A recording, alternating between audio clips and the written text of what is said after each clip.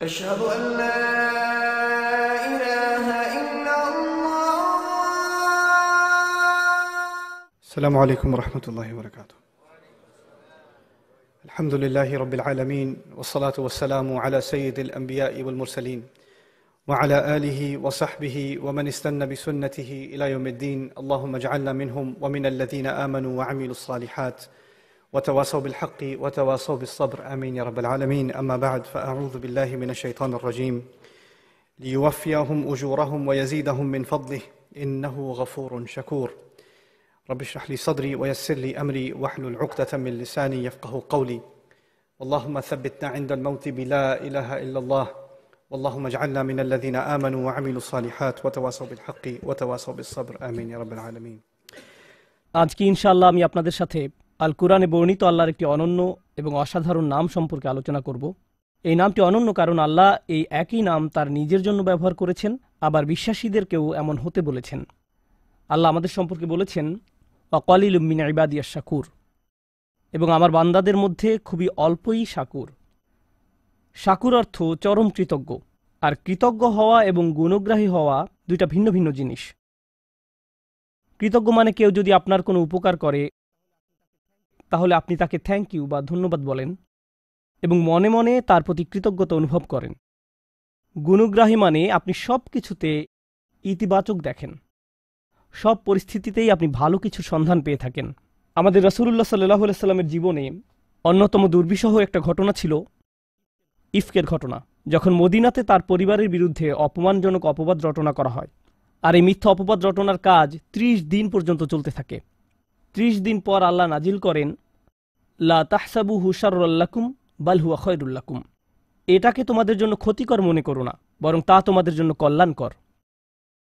তো এভাবে আল্লাহ আমাদের মনোভাব পরিবর্তন করেন এবং তিনি চান আমরা যেন শাকুর হই, যার অর্থ চরম গুণগ্রাহী হওয়া, আল্লাহর তারিফ করার জন্য উপায় খোঁজা। আর আমাদের জন্য ব্যাপারটা উপলব্ধি করা সহজ, কিন্তু আল্লাহ সব কিছুর মালিক, নিজেকে শাকুর বলছেন। আল্লাহ আযজা ওয়া জাল্লা বলছেন, ইন তুকরিদুল্লাহ কারদান হাসানা ইউদাইফহু লাকুম ওয়া ইয়াগফির লাকুম আল্লাহু শাকুরুন হালিম। আল্লাহ গুণগ্রাহী, পরম ধৈর্যশীল। সূরা তাগাবুনের এই আয়াতে আল্লাহ নিজেকে শাকুর বলছেন, আর সূরা ফাতিরে তিনি নিজেকে 2 বার শাকুর বলেছেন। আমরা আল্লাহ আযজা ওয়া জাল্লার জন্য শাকুরের অর্থ হিসেবে গুণগ্রাহী শব্দটি ব্যবহার করে থাকি। আল্লাহ তার নিজের সম্পর্কে বলছেন তিনি চরম গুণগ্রাহী। তাই আমি আপনাদের সবার জন্য বিষয়টি সহজ করে তুলে ধরার চেষ্টা করব, যেন আমরা এখান থেকে শিক্ষা গ্রহণ করতে পারি এবং বুঝতে পারি আল্লাহ কেন আমাদের জন্য এমন একটি শব্দ ব্যবহার করলেন। আমাদের কোনো কিছুই আল্লাহর প্রয়োজন নেই, কিন্তু আমরা আমাদের সব কিছুর জন্য আল্লাহর মুখাপেক্ষী। আল্লাহ হলেন গানি, তিনি সব ধরনের প্রয়োজন থেকে মুক্ত। তিনি হলেন হালিম, কেউ তার প্রশংসা না করলেও, তার প্রতি কৃতজ্ঞতা প্রকাশ না করলেও তিনি নিজে নিজেই প্রশংসিত। কোনো কিছুর অস্তিত্ব না থাকলেও আল্লাহর প্রশংসা এবং কৃতজ্ঞতা এমনিতেই বর্তমান আছে। ওয়া আতাকুম মিন কুল্লি মা সাআলতুমুহ, যে সকল বস্তু তোমরা চেয়েছো তার প্রত্যেকটি থেকেই তিনি তোমাদেরকে দিয়েছেন। তোমাদের যা কিছুর প্রয়োজন হতো তার সব কিছুই আল্লাহ তোমাদেরকে দিয়েছেন। আমরা প্রতিনিয়ত তার নিকট কৃতজ্ঞতার ঋণে আবদ্ধ। আমাদের সম্ভাব্য প্রতিটি প্রয়োজন তিনি পূর্ণ করেছেন এবং এত অসংখ্য নিয়ামত দান করেছেন যে আমরা কোনোদিনও তার ঋণ পরিশোধ করতে সক্ষম হব না। যেমন এই কক্ষে উপবিষ্ট সবার দিকে তাকিয়ে দেখুন, আমাদের প্রায় সবাইকে দৃষ্টিশক্তি প্রদান করা হয়েছে। আমাদের সবারই উঠে দাঁড়ানোর এবং চলাফেরা করার ক্ষমতা রয়েছে। এই পৃথিবীতে এমন বহু মানুষ রয়েছে যারা দাঁড়াতে পারে না, হাঁটতে পারে না। আমরা যে ঘুমাতে পারি এটাকে আমরা কোনো নিয়ামতই মনে করি না। আমাদের হাতের আঙুলগুলোকে আমরা কিছুই মনে করি না, মনে হয় যেন আমরা এগুলোর মালিক। এমন অনেক মানুষ রয়েছে যাদের হাত নেই বা প্যারালাইসিসের কারণে হাত নাড়াতে পারে না, হাসপাতালের বিছানায় শুয়ে শুয়ে চোখ ছাড়া আর কিছুই নাড়াতে পারে না, বা বাসায় পড়ে রয়েছে। ব্যাপারটা হলো, এই পৃথিবীতে আমাদের যা কিছু আছে তার সবই মূল্যবান, আর আমরা এর মূল্য নির্ধারণ করি টাকার অঙ্কে। এখন যদি কেউ বলে আপনার পা কিনতে চাই, মূল্য কত? আপনার উভয় চোখ কত টাকা মূল্যে বিক্রি করবেন? আপনার ফুসফুস কিনতে চাই, আপনার পা কিনতে চাই, শুধু একটা কিনতে চাই, আমার উভয়টার দরকার নেই। আল্লাহর দেয়া এই মহামূল্যবান উপহারগুলো আমরা প্রতিদিন ব্যবহার করে চলেছি। প্রতিনিয়ত কোনো কিছুর ব্যবহার করতে থাকলে আমাদের কাছে তার মূল্য কমে যায়। এটা আর এমন কি, জাস্ট একটা পায়ের পাতা। আবার অভিযোগ করি এটা খালি চুলকায়। তো আমরা এই মহামূল্যবান উপহারগুলো, যেমন আমাদের শরীর, আমাদের শরীরে বিভিন্ন অঙ্গ প্রত্যঙ্গ, আমাদের পরিবার, বাতাস, ভূমি যার উপর আমরা দাঁড়িয়ে আছি, আচ্ছা কোনো কারণে ভূমিকম্প হচ্ছে না? পৃথিবী সম্পর্কে একটা গুরুত্বপূর্ণ ব্যাপার আপনাদের বলছি। আল্লাহ পৃথিবীকে তৈরি করেছেন তার অনুগত করে। আর যারা আল্লাহর নিকট আত্মসমর্পিত তারা কখনো আল্লাহর অবাধ্যতা সহ্য করতে পারে না। মনোযোগ দিয়ে শুনুন, যা কিছুই আল্লাহর বশ্যতা স্বীকার করে নিয়েছে তার নিকট আল্লাহর অবাধ্যতা অসহনীয়।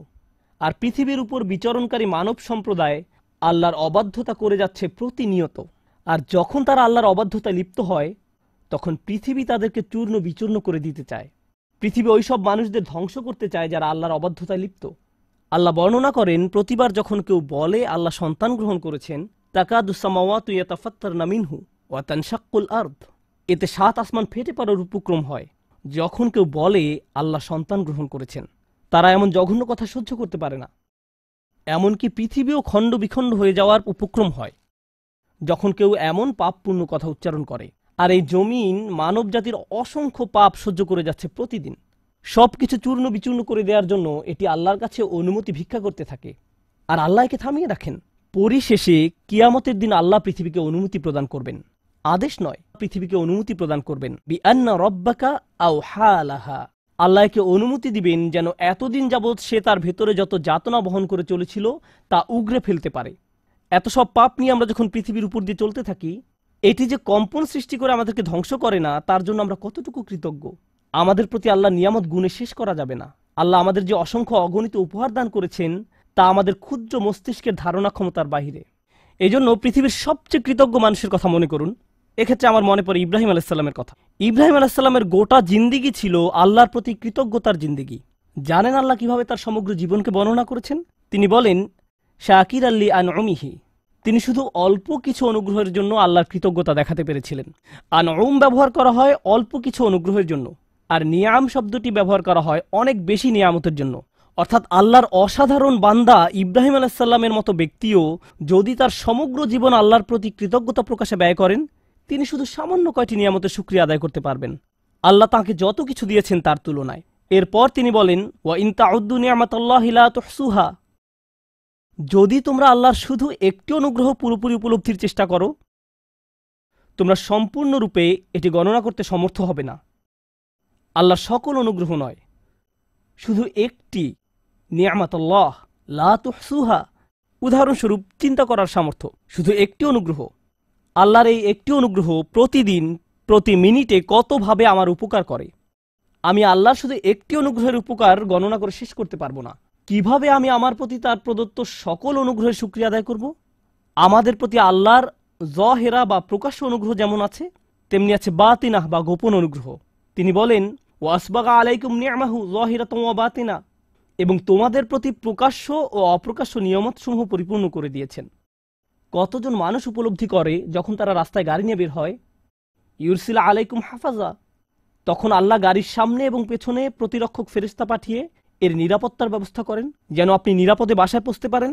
আপনার গাড়ি যে রাস্তা থেকে ছিটকে পড়েনি সেটা ব্রেক ভালো কাজ করার কারণে নয়, আপনার গাড়ি রাস্তায় টিকে আছে কারণ আল্লাহর গার্ডিয়ান ফেরেশতা পাঠিয়ে এর সুরক্ষার ব্যবস্থা করেছেন। কতজন মানুষ এটা উপলব্ধি করে?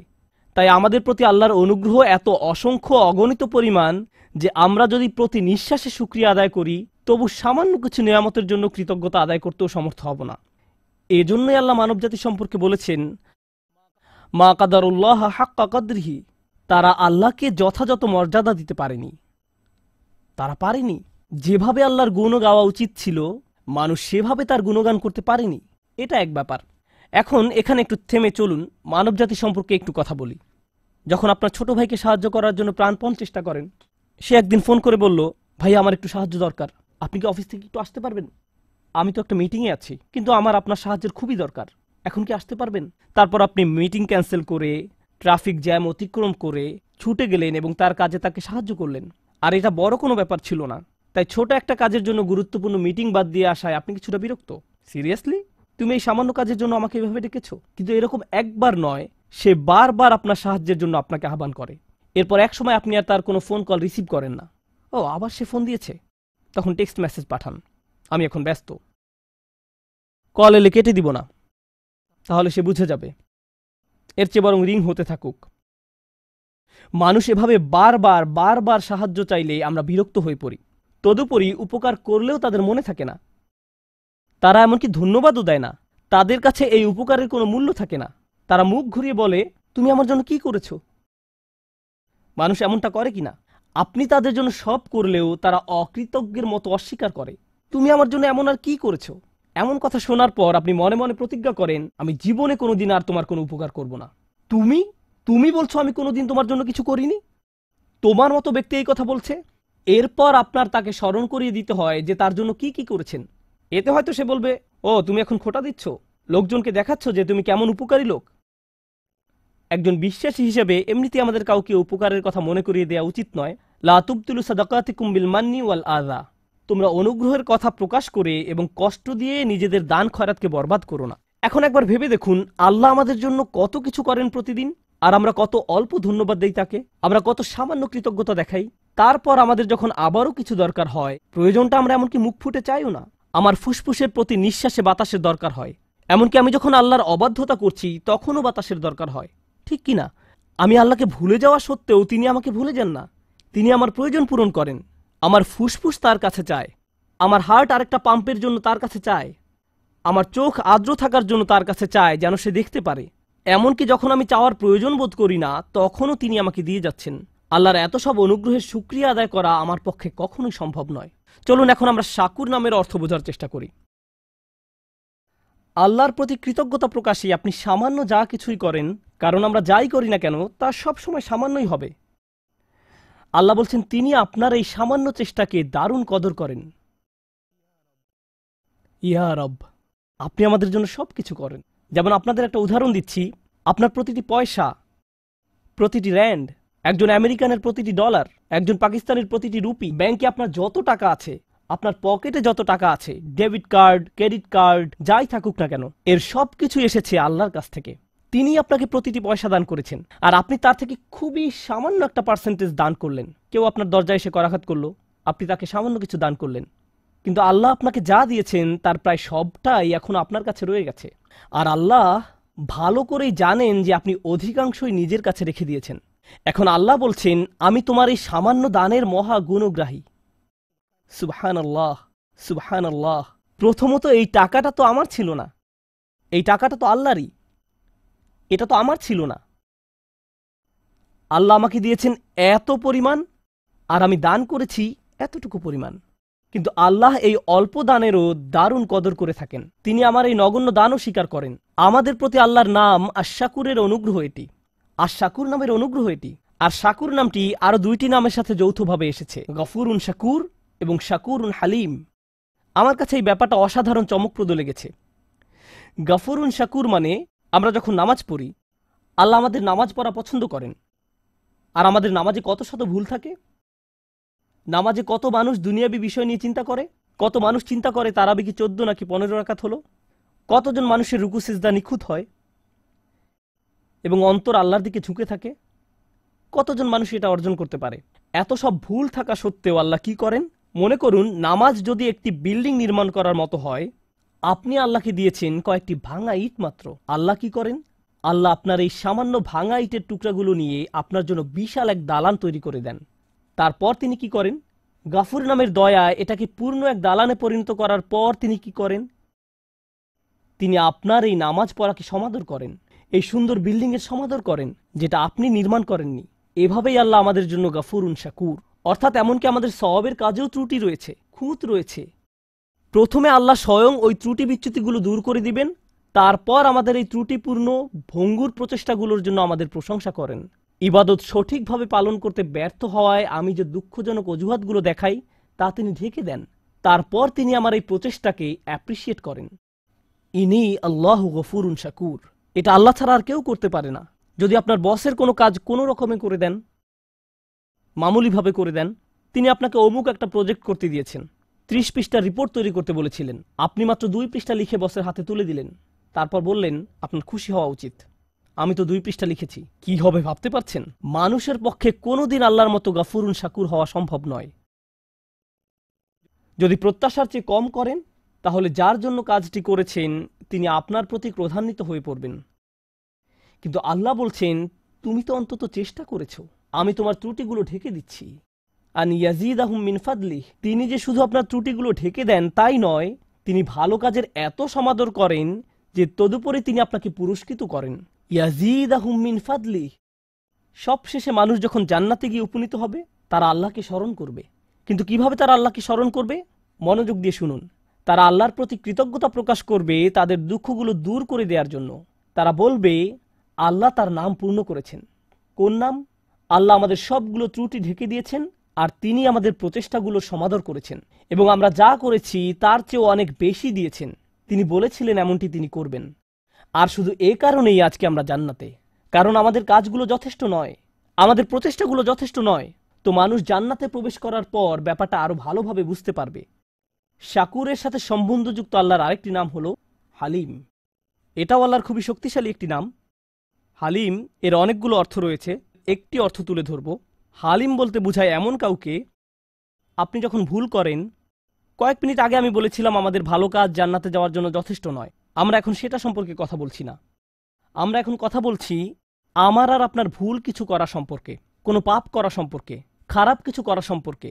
দুনিয়ার এই জীবনে আপনি যখন খারাপ কিছু করেন, কোনো পাপ কাজ করেন, যখন মিথ্যা বলেন, প্রতারণা করেন, যখন কাউকে কষ্ট দেন, অপমান করেন, এই জীবনে যখন এমন ধরনের কিছু করেন, তখন এত সব কিছুর পর তাদের জন্য আপনাকে ভালোবাসা কঠিন হয়ে পড়ে, খুবই কঠিন। মা আপনাকে জড়িয়ে ধরতে চায়, কিন্তু আপনি যদি আপনার মাকে ধমক দিয়ে কথা বলেন, চিৎকার চেঁচামেচি করেন, কোনো কোনো মানুষ এমনকি মারধরও করে, আল্লাহ তাদেরকে ক্ষমা করুন এবং তাদেরকে তওবা করার সুযোগ দান করুন। যদি কোনো সন্তান এমন কিছু করে তাহলে মায়ের জন্য কি কঠিন হয়ে পড়ে? জড়িয়ে ধরা এবং বলা যে আমি তার পরেও তোমাকে ভালোবাসি। সন্তানের এই অন্যায়ের কারণে মুখে হাসি ফোটানো কঠিন হয়ে পড়ে। তিনি সহ্য করবেন, অন্তরে ব্যথা পাবেন এবং সন্তানের জন্য ভালোবাসা তখন আর তার থাকবে না।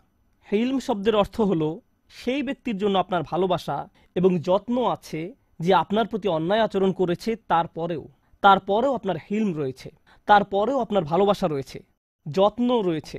এখন এটা নিয়ে চিন্তা করুন, আমরা সামান্য কিছু ভালো কাজ করি, যদিও তা পারফেক্ট হয় না, আগে এ সম্পর্কে বলেছি, কিন্তু আমরা অগণিত খারাপ কাজ করে যাই, ভুলে যাই, বলা উচিত হয়নি এমন কথা বলে ফেলি, তাকানো উচিত নয় এমন কিছুর দিকে তাকিয়ে ফেলি, এমন কাজ করি যা করা উচিত নয়, মানুষের বিরুদ্ধে অন্যায় করি, আল্লাহর বিরুদ্ধে অন্যায় করি। এমন কাজ করলে মানুষ কি করে? কেউ যদি জানে অমুক তার প্রতি অন্যায় করেছে, আপনি যদি জানেন অমুক ব্যক্তি আপনাকে অপমান করেছে, তখন সে যা কিছুই করুক না কেন তাতে কিছু আসে যায় না। আপনি তখন শুধু তার ব্যাপারে একটা জিনিসই মনে রাখেন, সেটা কি? ওই লোকটা আমাকে অপমান করেছে, আমি তার সাথে কথা বলতে চাই না। সে লোক হয়তো হজ করেছে, সে হয়তো দান খয়রাত করে, এতিমের দেখাশোনা করে, কোরআন মুখস্থ করে, সে হয়তো প্রতি রাতে তাহাজ্জুদ পড়ে, কিন্তু আপনি তার কোনো কিছুরই পরোয়া করেন না। সে আমাকে অপমান করেছে, আমি তাকে পছন্দ করি না, আমি তার সাথে কথাও বলতে চাই না, আমি জানি সে কেমন লোক। কেউ যদি আমাদের বিরুদ্ধে কোনো অন্যায় করে, আমরা মনে করি ওই লোক আর মানুষ না, সে তখন ওই একটা অপরাধে পরিণত হয়। সে ব্যক্তি মানে ওই অপরাধ, তাকে দেখলেই অপরাধটা চোখের সামনে ভেসে ওঠে। সে যা কিছু ভালো কাজ করেছে সব অদৃশ্য হয়ে যায়, এসবের আর কোনো অস্তিত্ব নেই। আল্লাহ আজ্জা ওয়া জাল্লা নিজেকে শাকুরুন হালিম হিসেবে উপস্থাপন করার মাধ্যমে বলছেন তিনি আমাদের ক্ষুদ্রতম ভালো কাজেরও সমাদর করেন। তিনি আমাদের ভয়ানক অন্যায় কাজের কারণে আমাদের ভালো কাজগুলো মুছে দেন না, তিনি ডিলিট করে দেন না। তিনি ভালো কাজগুলো স্বীকার করেন, মুছে দেন না, কিন্তু মানুষ এই কাজ করে। এজন্য তিনি শাকুর এবং হালিম। পাপ করা সত্ত্বেও তিনি আমাদেরকে ভালোবাসেন, তবু তিনি তাদেরকে ভালোবাসেন এবং তাদের ভালো কাজের সমাদর করেন, তাদের ভুল কাজগুলো সত্ত্বেও। ভাবতে পারেন আয়েশা রাদিয়াল্লাহু তাআলা আনহা হলেন আমাদের মা। রাসূলুল্লাহ সাল্লাল্লাহু আলাইহি সাল্লামের সময়কালে কিছু মুসলিম রাদিয়াল্লাহু আনহুম তার সম্পর্কে এমন কিছু কথা বলে ফেলেন যা বলা উচিত ছিল না। তারা এই অন্যায় কাজে জড়িয়ে পড়ে। যখন তারা এসব বলা বলি করছিল, আবু বকর রাদিয়াল্লাহু তাআলা আনহু খুবই মনক্ষুণ্ণ হয়ে পড়েন। তিনি ছিলেন আয়েশার বাবা, তিনি আবার রাসূলুল্লাহ সাল্লাল্লাহু আলাইহি সাল্লামের খুব কাছের মানুষ ছিলেন। কেউ যদি আপনার মেয়ের বিরুদ্ধে কিছু বলে তখন আপনার কেমন লাগবে? কিভাবে এমন কথা সহ্য করবেন? আর আল্লাহ আজ্জা ওয়া জাল্লা এমন মানুষদের বর্ণনা দিচ্ছেন যারা হযরত আয়েশা রাদিয়াল্লাহু তাআলা আনহা সম্পর্কে বাজে কথা বলেছিল। তোমার উচিত তাদেরকে ক্ষমা করে দেয়া। তাদের একজন মক্কা থেকে এসেছিলেন, এই ঘটনা মদিনায় ঘটে, কিন্তু তিনি কোথা থেকে এসেছিলেন? মক্কা। তিনি আবার বদর যুদ্ধেও অংশগ্রহণ করেছিলেন। আল্লাহ হলেন হালিম। তিনি তাদের ভুলগুলোর আলোকে তাদের সম্পর্কে কথা বলার পরিবর্তে তাদের ভালো কাজগুলোর আলোকে তাদের সম্পর্কে কথা বলেন। আল্লাহ তাদের ভুল কাজের কারণে তাদের ভালো কাজগুলো নির্মূল করে দেননি, তিনি আবু বকর রাদিয়াল্লাহু তাআলা আনহুকে উৎসাহিত করেন এই বলে, আলা তুহিব্বুনা আইয়াগফিরাল্লাহু লাকুম, তোমরা কি কামনা করো না যে আল্লাহ তোমাদেরকে ক্ষমা করেন? তিনি তাকে ক্ষমা করে দেওয়ার জন্য উৎসাহ প্রদান করেন। সুবহানাল্লাহ। এটা হলো মানুষের জন্য আল্লাহর হিলম, মানুষের জন্য আল্লাহর হিলম। আমাদের হিলমের অভাব রয়েছে, কিন্তু আল্লাহর কাছ থেকে আমাদের নিজেদের জন্য আমাদের এটা দরকার। ভাবতে পারেন, আমরা অন্যদের সাথে যেমন আচরণ করি, আল্লাহ যদি আমাদের সাথে তেমন আচরণ করতেন। কেউ খারাপ কিছু করলে আমরা তার অন্য কোনো ভালো কাজের মূল্য প্রদান করি না। শেষ যে ব্যাপারটি নিয়ে আমি কথা বলতে চাই তা হলো, আল্লাহ কোনো কাজের মূল্য দেওয়ার ক্ষেত্রে কতটা সূক্ষ্মতম। ওয়ালা ইয়াতাউনা মাউতিআন, আল্লাহ বলেন একজন বিশ্বাসী যখন ভালো কাজ করে তার প্রতিটি পদক্ষেপের বিনিময়ে তার জন্য সওয়াব লেখা হয়। আমরা এখানে নামাজ পড়তে এসেছি, আমরা আল্লাহর কাছে দোয়া করি তিনি যেন আমাদের নামাজের জন্য আমাদের পুরস্কৃত করেন। কিন্তু আমরা জানি না যে নামাজে আসার জন্য আমরা যখন গাড়ির ইঞ্জিন স্টার্ট নিচ্ছিলাম, আল্লাহ আমাদের জন্য সওয়াব লিখছিলেন। আমরা যখন গাড়ি চালাচ্ছিলাম তখনও তিনি সওয়াব লিখছিলেন। চাকার প্রতিটি ঘূর্ণায়নের বিনিময়ে আল্লাহ সওয়াব লিখছিলেন। ডিজেল এবং গ্যাসোলিন কেনার জন্য আমরা যত টাকা খরচ করেছি তার জন্য আল্লাহ সওয়াব লিখছিলেন। মসজিদে আসার সময় যখন উজু করার জন্য যাচ্ছিলাম প্রতিটি পদক্ষেপের জন্য আল্লাহ সওয়াব লিখছিলেন।